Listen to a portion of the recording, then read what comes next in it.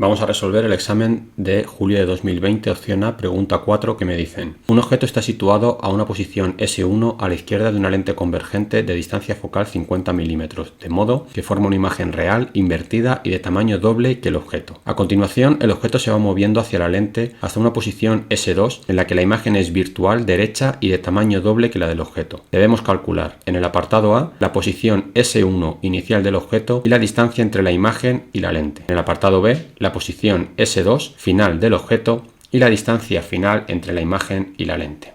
En el ejercicio usaremos el convenio de signos DIN 1335. De este modo la distancia focal es positiva, 50 milímetros, f'. Sabemos que todo lo que hay a este lado de la lente será positivo y todo lo que hay a este otro lado de la lente será negativo. Es una lente convergente y me dicen que el aumento será doble, pero además la imagen es invertida. Por lo tanto, para el apartado A tendremos que el aumento, que es igual a I1' o IA' partido por I1, que es igual a S1' partido S1, es igual a menos 2. El aumento es doble, pero está invertida. De esta manera tenemos que S1' es igual a menos 2 S1. Ahora vamos a usar la ecuación de Gauss para lentes delgadas. Y sustituyendo el valor de S1' por el valor que hemos calculado antes y despejando, tendremos que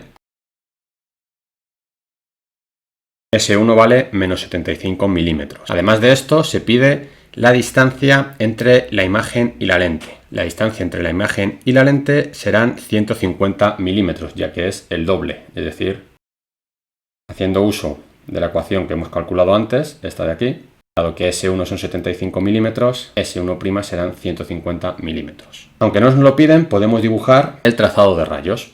Vamos a colocar la regla y vamos a poner la imagen, en vez de a 75 milímetros, vamos a poner a 150 para hacerlo un poquito más grande, de tal manera que el objeto va a estar aquí. La distancia focal está a 50 milímetros, como multiplicado todo por 2. Aquí estará F y aquí estará F'. Y dibujamos el trazado de rayos. Sabemos que el rayo que sale paralelo al eje desde el objeto pasará por el foco. El rayo que pasa por el vértice continuará sin desviarse y el rayo que pasa por el foco continuará paralelo al eje. Por lo tanto, tendremos que la imagen estará aquí y concuerda con los valores que hemos obtenido. Debería estar a 150, que corresponde a unos 3 centímetros, más o menos en el dibujo nos sale, y el doble de tamaño. Vamos a pasar ahora al apartado B. Sigo teniendo una distancia focal igual a 50 milímetros. En este caso, el aumento es doble, pero al no estar invertida es positivo. Por lo tanto, el aumento que teníamos antes es igual a 2, positivo. Seguimos utilizando el convenio DIN 1335 y vamos a usar de nuevo la ley de Gauss para lentes delgadas. Sustituyendo, aquí sabemos que S2' es igual a 2S2, así que vamos a tener que 1 partido por S2' menos 1 partido por S2 es igual a 1 partido por F', y sustituyendo tendremos que 1 partido por 2S2 menos 1 partido por S2 es igual a 1 partido por F'.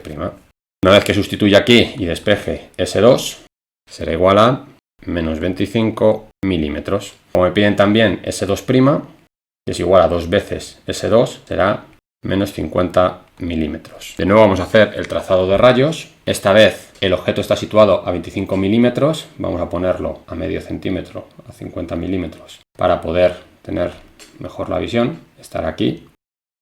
Este será el objeto. Y a 1 centímetro tenemos el foco, tanto F como F'. Recordad que estamos haciendo a escala 2 para poderlo ver mejor. Y vamos a dibujar los rayos. De nuevo, el rayo que sale desde el objeto paralelo al eje pasará por el foco imagen. El rayo que pasa o que pasaría por el foco seguirá paralelo al eje y el rayo que pasa por el vértice no se desvía. De esta manera vemos que no se formaría la imagen, así que tenemos que hacerlo con las prolongaciones de cada uno de los rayos. Harán que el objeto imagen, que la imagen se forme en este punto. La imagen se formará justo en el foco del objeto. Es decir, si teníamos aquí que esto era I, aquí tendremos que esto es I'.